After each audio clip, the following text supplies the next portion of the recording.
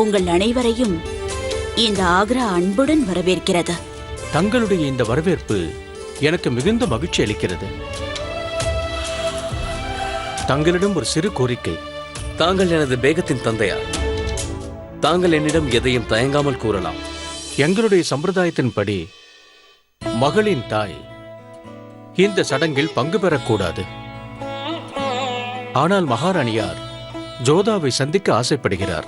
தாங்கள் அனுமதித்தால் மகாராணி ஜோதாவை சந்திப்பார். ஏன் அனுமதி கேட்க வேண்டும்? அது அவரது உரிமை அல்லவா? தாங்கள் தாராளமாக ஜோதாவை சென்று சந்திக்கலாம். ஷப்னம், மகாராணி அவர்களை பேகம் ஜோதாவின் அறைக்கு அழைத்துச் செல். சற்று பொறுங்கள் பெரியம்மா. மகாராணி அவர்கள் முதல் முறையாக இங்கு வந்திருக்கிறார். அதனால் நானே அவர்களை பேகம் அவர்கள் அறைக்கு அழைத்துச் செல்கிறேன்.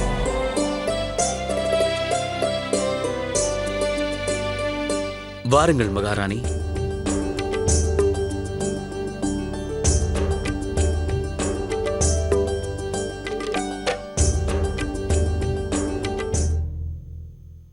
தங்கள் மகள் இங்கே இருக்கிறார்கள். அம்மா, ஜோதா,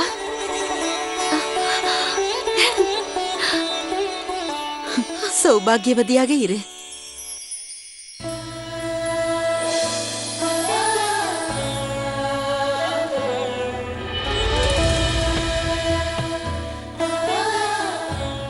அம்மா, நீங்கள் எப்படி? உன்னை பார்க்க என் மனம் துடிதுடித்துக் கொண்டிருந்தது. அதனால் தான் வந்தேன். இனி தாங்கள் இருவரும் பேசிக் கொண்டிருங்கள். நான் சென்று வருகிறேன். மாப்பிள்ளை அவர்களே, எனது மகள் ஜோதாவிற்கு உங்களுடைய ஆச்சார அனுஷ்டானங்களை பற்றி எதுவுமே தெரியாது. அவள் தவறு செய்திருந்தால் மன்னியுங்கள். ஒன்றும் தெரியாது என்று எவ்வாறு கூற முடியும்? மகாராணி அவர்களே, தங்களின் மகள் ஜோதா மிகவும் புத்திசாலி. வார்த்தைகள் தங்களுடையது, அதை உச்சரிப்பது மட்டும் என் உதறுகள். தாங்கள் எவ்வாறு கூற வேண்டும் என்று நினைக்கிறீர்களோ நான் அவ்வாறே கூறுகிறேன். அனைத்தையும் விரைவாக கற்றுக்கொள்கிறார்கள்.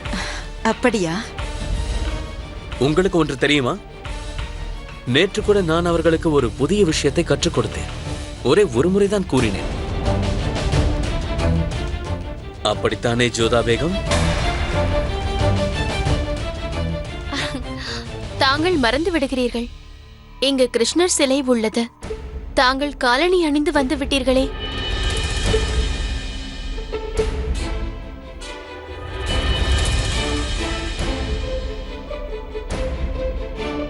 என்னை மன்னித்து விடுங்கள். நான் அதை மறந்தே போய்விட்டேன். நேற்று இதற்காக என்னை திட்டினார்கள். ஜோதா மேகம், தங்களின் கைகளில் அது என்ன காயம்? காயமா?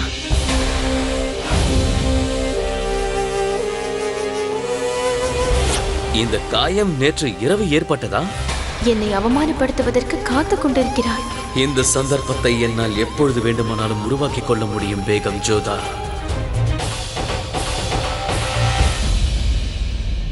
சரி, நீங்கள் பேசிக் கொண்டிருங்கள். நல்லது.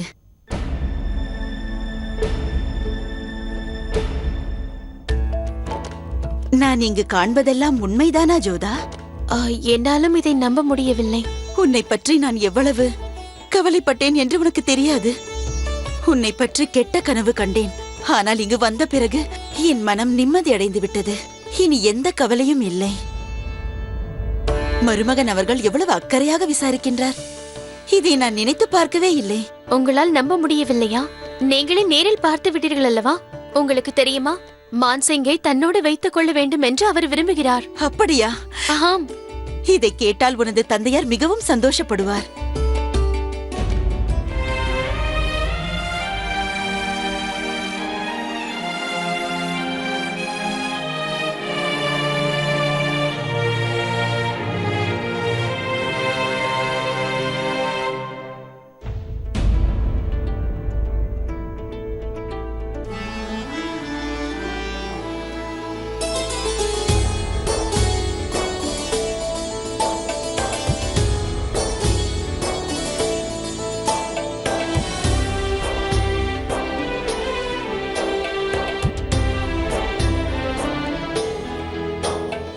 ஜோன்பூர் சுனாராவில் இருந்து வரும் செய்திகள் வருத்தமளிப்பதாக உள்ளது. அங்கு புரட்சி எந்த நேரத்திலும் ஏற்படலாம்.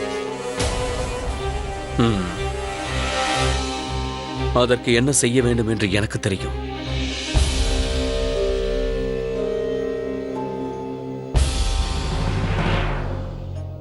இந்த வாள் தங்களுக்காகவே விசேஷமாக தயாரிக்கப்பட்டது.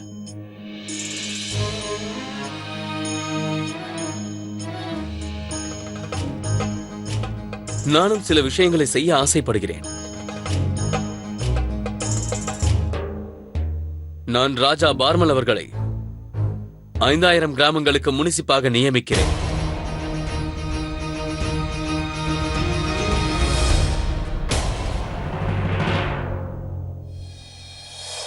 ராஜா பார்மல் அவர்களே, இன்று முதல் தாங்கள் 5000 கிராமங்களுக்கு முனிசிப்பாக நியமிக்கப்பட்டுள்ளீர்கள்.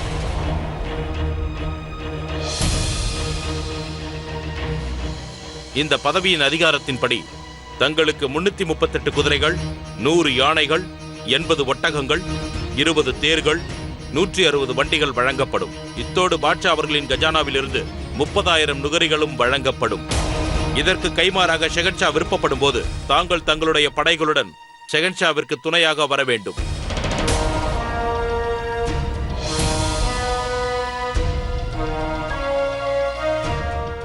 கூறுங்கள் பார்மல் அவர்களே, இந்த பொறுப்பை ஏற்றுக்கொள்ள தங்களுக்கு விருப்பம்தானே?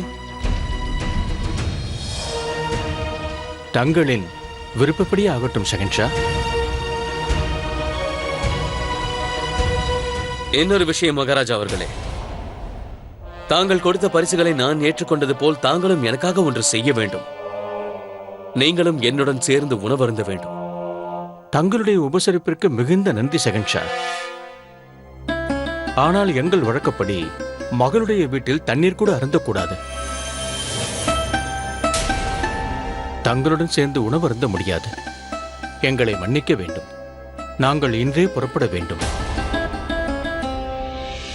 என்ன சாஸ்திரங்களோ சம்பிரதாயங்களோ, இந்த சாக்கிலாவது தங்கள் மகள் ஜோதா செய்த சமையலை நான் சாப்பிட்டு பார்க்கலாம் என்று ஆசைப்பட்டேன். என்ன செய்ய? ஷென்ஷா, நீங்கள் கட்டளையிட்டால் போதும். எனது தங்கைக்கு சமையலில் எவ்வளவோ ஞானம் இருக்கிறது. ஒருவருக்குள் இத்தனை திறமைகளா? எனது பேகம் ஜோதா கையால் சமைத்த சமையலை சாப்பிட வேண்டும் என்று நான் எவ்வளவோ ஆசைப்படுகின்றேன். அண்ணன் எதற்கு இப்பொழுது இதை பற்றி எல்லாம் கூறுகிறார்? இதை வைத்தே ஷெஹன்ஷா என்னை அவமானம். இங்கு பாருங்கள், இதில் இன்னும் சற்று தண்ணீர் ஊற்றுங்கள்.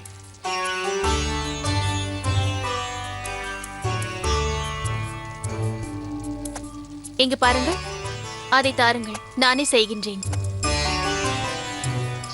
நான் அவருக்கு இன்னொரு வாய்ப்பு கொடுக்கவே கூடாது. சமையலில் குறை ஏதும் இருந்தால் அவர் அதை பற்றியே பேசிக் கொண்டிருப்பார். என்ன யோசிக்கிறீர்கள்? அது நான் எந்த மனிதரை வெறுக்கின்றேனோ அவருக்காகவே சமைக்க வேண்டும். போகட்டும், விடுங்கள். நீங்கள் சமைப்பது ஷெஹன்ஷாவிற்காக அல்ல, தங்களுடைய பெற்றோருக்கு. அதை நினைவில் வைத்துக் கொள்ளுங்கள்.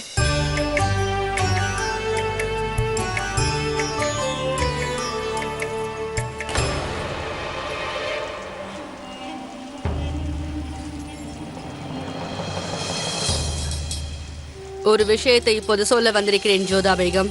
நாங்கள் கடைபிடித்து வரும் பழக்கத்தின்படி ஷெஹன்ஷாவிற்கு உணவு பரிமாறுவதற்கு முன்பாக சமையலை யார் செய்தார்களோ அதை அவர்கள் உண்ண வேண்டும். அதை தாங்களும் கடைபிடித்தாக வேண்டும்.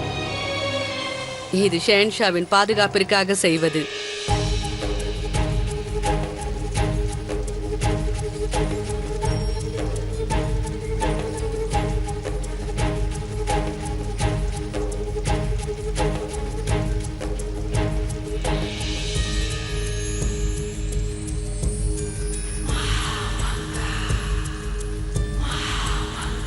பார்த்தீர்களா?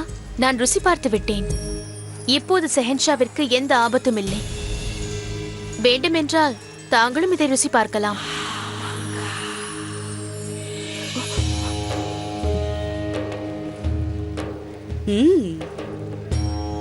மிகவும் சுவையாக சமைக்கிறீர்கள் ஜோதா பேகம்.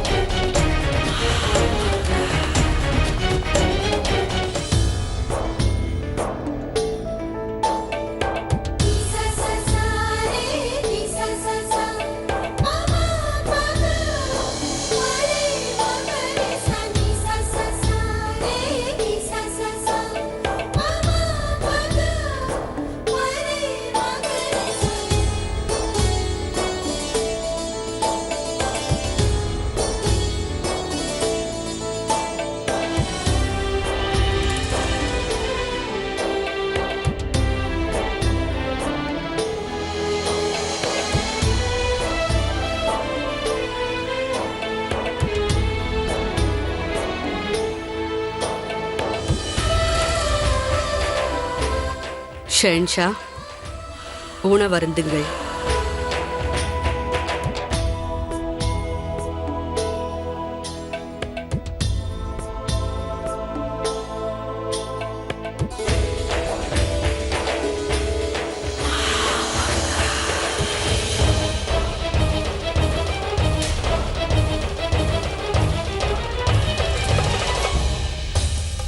இந்த உணவில் உள்ள காரம் ஜலாலிற்கு கோபத்தை தூண்டும்.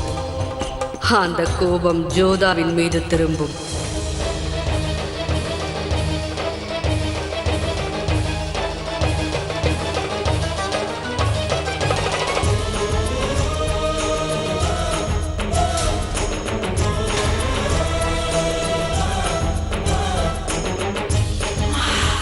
இவ்வளவு காரத்தை உண்ட பிறகும் எதனால் ஜோதாவின் மீது கோபத்தை காட்டவில்லை? ஜலால் ஏன் இவ்வாறு செய்கிறார்?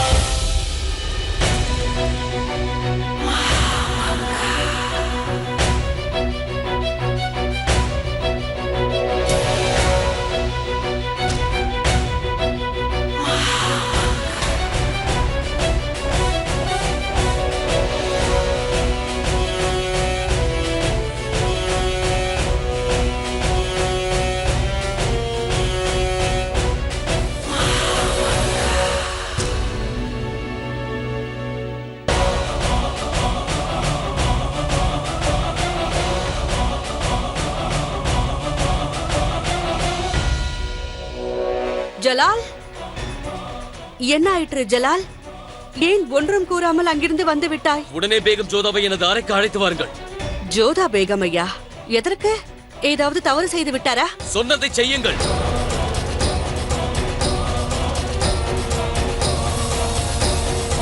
ஆகட்டும்.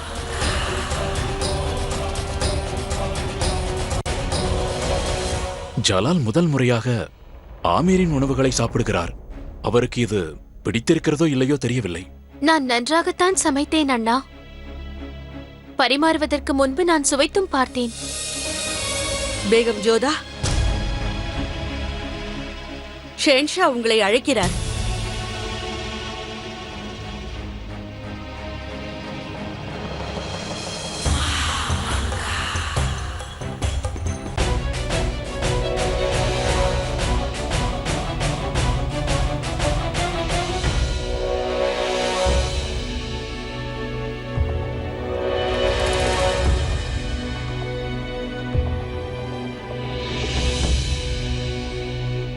என்னை அழைத்தீர்களா?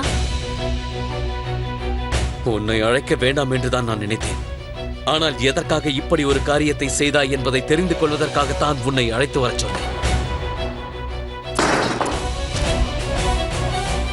சமையலில் இவ்வளவு காரம் சேர்த்தால் வயிறுடன் சேர்த்து இதயமும் எரிந்துவிடும். உலகில் உள்ள தலை சிறந்த சமையல் கலைஞர்கள் அனைவரும் எனக்காக சமைக்க வேண்டும் என்ற ஆவலோடு காத்துக் கொண்டிருக்கிறார்கள் என்பது உனக்கு தெரியுமா? நான் அவர்களின் சமையலை ருசி பார்ப்பதே அவர்கள் செய்த பாக்கியமாக அவர்கள் கருதுகிறார்கள். ஆனால் தாங்களோ இப்படி ஒரு உணவை சமைத்திருக்கிறீர்கள். இருந்தாலும் நான் யார் முன்பும் எதுவும் சொல்லவில்லை. ஏனென்றால் நான் கொடுத்த வாக்கை காப்பாற்றுவதற்காக. தாங்கள் கேட்டுக்கொண்ட ஒரே கோரிக்கைக்காக நான் உங்கள் தந்தையிடம் பணிவாக பேசினால் என் பொறுமையை என் இயலாமை என்று எண்ணி என்னை சீண்டி பார்க்கிறீர்களா? இனி தங்களை எங்கு வைக்க வேண்டுமோ நான் அங்கு வைக்கிறேன். பயமுறுத்துவது தங்கள் குறிக்கோள் என்றால் அது என்றுமே நிறைவேறாது.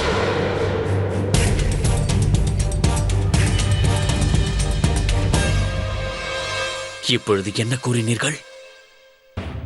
புரியவில்லையா? தங்களை பார்த்து எனக்கு பயமில்லை. ஏனென்றால் நான் எந்த தவறும் செய்யவில்லை.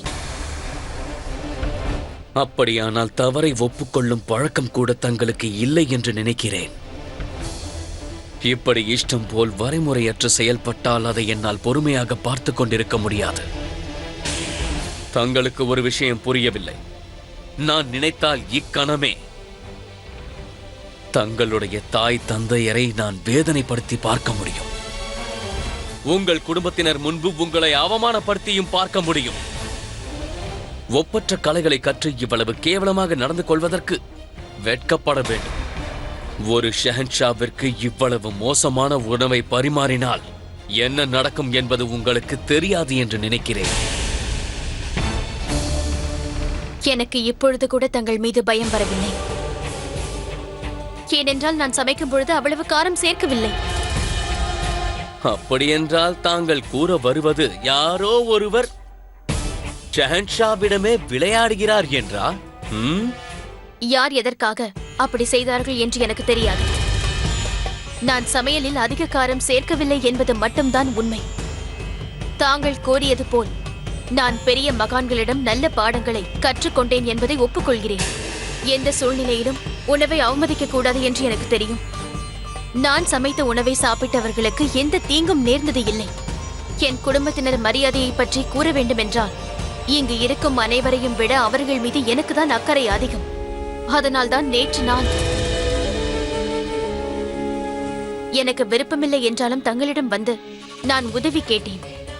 எனக்கு உடன்பாடு இல்லை என்றாலும் நேற்று தங்கள் நிபந்தனையை நான் நிறைவேற்றினேன். தாங்களும் என் விண்ணப்பத்திற்கு இணங்கி நடந்து கொண்டீர்கள்.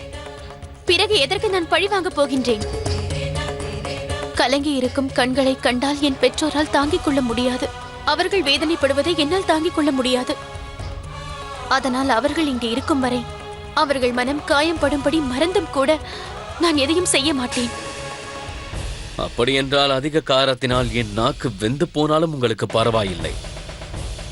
அவர்களது நிம்மதிதான் தங்களுக்கு முக்கியம் அல்லவா? என்னை பற்றி தங்களுக்கு கவலை இல்லை. ஆனால் அவர்களை பற்றி மட்டும்தான் கவலை.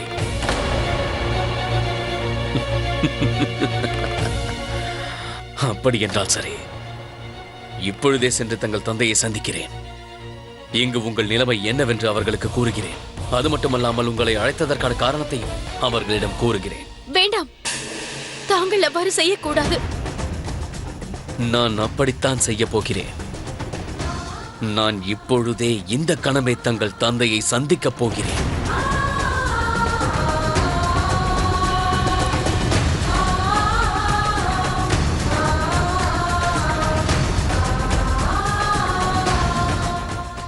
இப்போது என்ன செய்வது? உண்மை எல்லாம் தந்தைக்கு தெரிந்துவிட்டால் எனக்கு ஒன்றும் புரியவில்லை.